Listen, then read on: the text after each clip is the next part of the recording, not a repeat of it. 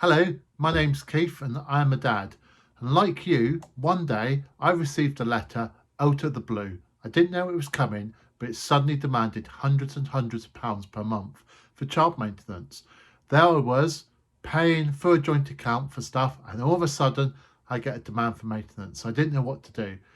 So let's have a look at that today. So you've received the first letter, and if you haven't already phoned the CMS, you should give them a call.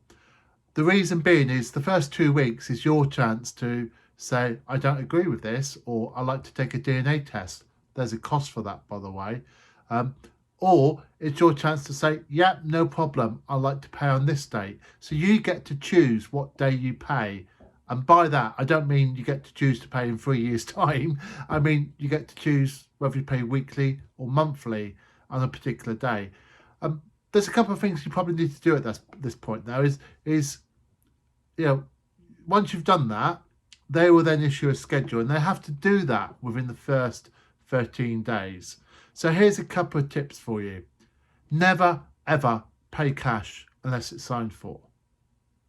Tip number 2 is never ever pay cash even if they sign for it, because there have been lots of cases where people have given over cash and they've produced a record and the CMS has said, no, that doesn't count.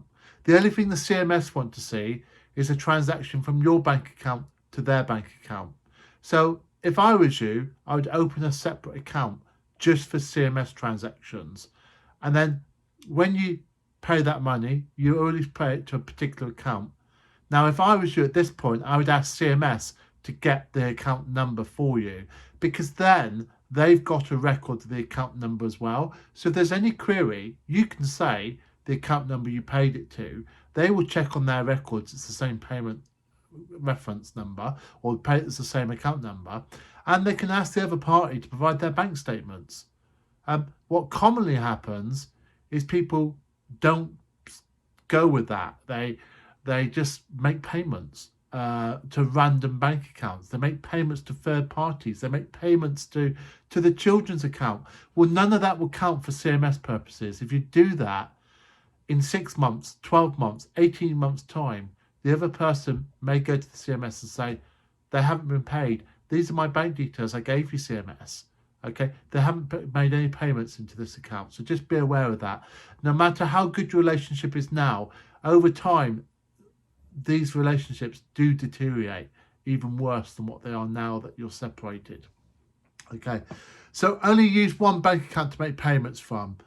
Make sure the payments are regular. So I would suggest you always pay the exact amount due on the day it's due, not a penny more, not a penny less, not late, not early. If you pay it early, CMS might claim it's a gift. If you pay it late, they'll put you on collect and pay. So pay it on the day it's due. Now, when you're arranging your payments with the CMS, once you've received the first letter, be sensible about it. If you get paid on a Wednesday, don't ask to pay on the Tuesday. If you get paid on the first of the month, don't ask to pay it on the last day of the month. Okay? Make sure the money's going to be in your bank account so you can stick to the schedule. Okay? Don't pay online via their portal. If you do, the chances are the money won't hit your ex-partner's bank account, and of course they will charge you. Okay, and the CMS charges 20% for transactions that they deal with. Okay, again, don't pay the day beforehand. Okay, now child maintenance is considered a priority bill. It is something you have to pay, and if you don't pay it, you can end up eventually in court. Okay, the CMS have the powers to take away your driving license. They could take your passport away. They could even get you sent to jail. So it is quite serious. So you do need to pay. Okay. Only pay what they say. Don't build up don't sort of how does I say, overpay. Do you expect at some point to underpay? Okay. If you are going to overpay, the best thing to do is keep the money in your savings account, and then when you need it, it's there. Because with CMS, when you overpay, all you're doing is giving a gift. If you pay £10 extra every week for 6 months, the following 6 months you can't pay £10 a month less. You have to pay the correct amount. They will consider anything extra you pay as a gift. So be warned. Do not give extra. Don't be generous, because if you can't pay a future instalment, you'll end up on collect and pay. So it's better to build up a safety reserve in your savings account than it is to give to your ex-wife, because when she turns sour or he turns sour, depending on who you're paying, the fact that you've given them extra won't count. Okay. So that's my top tips for you. Definitely open a separate bank account for CMS matters.